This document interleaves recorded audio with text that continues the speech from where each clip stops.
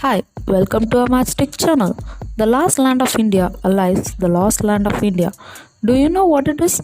Well, it is Dhanushkodi in Tamil Nadu.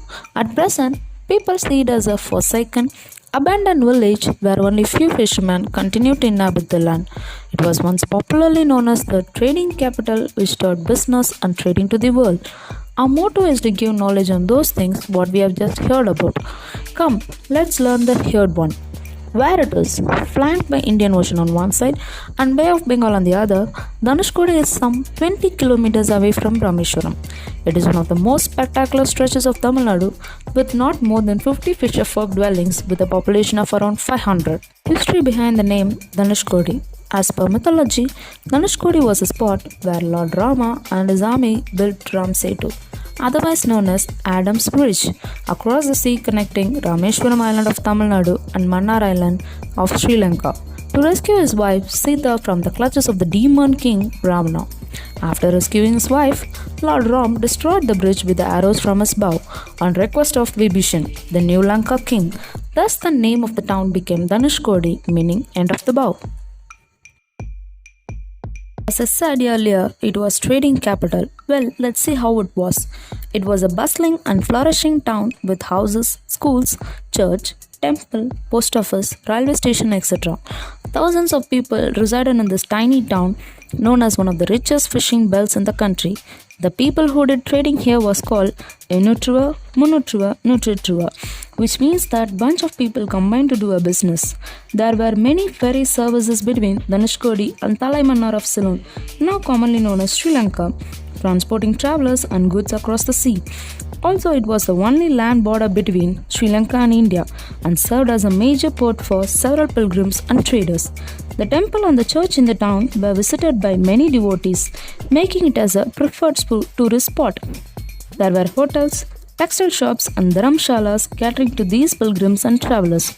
Before the cyclone, there was a train service up to Dhanushkodi called Port Mail from Madras Egmore, which would halt on the southeastern side of Dhanushkodi township, where a waiting steamer transported passengers to Sri Lanka. The Great Disaster 1964, the cyclone that destroyed Dhanushkodi, a depression with its center in South Andaman Sea, and 17th December 1964 is what brought about this cyclone. On 19th December, it intensified into a cyclonic storm. After 21st December on 1964, it started moving westwards at the rate of 250 miles to 350 miles per day. On 22nd December, it crossed Babunia of Ceylon with a wind velocity of 280 km per hour, moved into Park Strait in the night, and crashed into Dhanushkodi of Rameshwaram Island on the night of 22nd to 23rd December 1964. It was estimated that tidal waves were 8 yards high when it crossed Rameshwaram.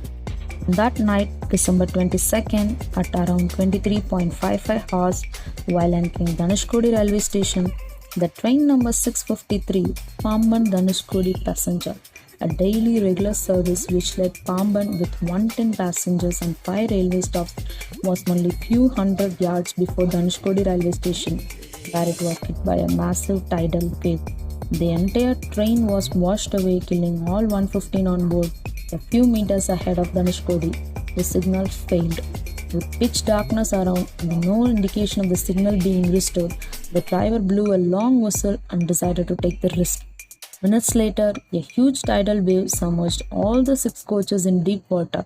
The tragedy left no survivors. Also destroyed the Pamban Bridge, which connected the mainland of India to the Rameshwaram Island.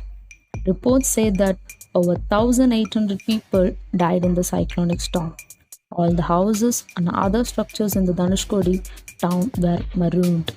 The high tidal waves moved deep onto this island and ruined the entire town. Naval vessels sent to rescue people reported seeing several bloated bodies around the eastern end of Dhanushkodi.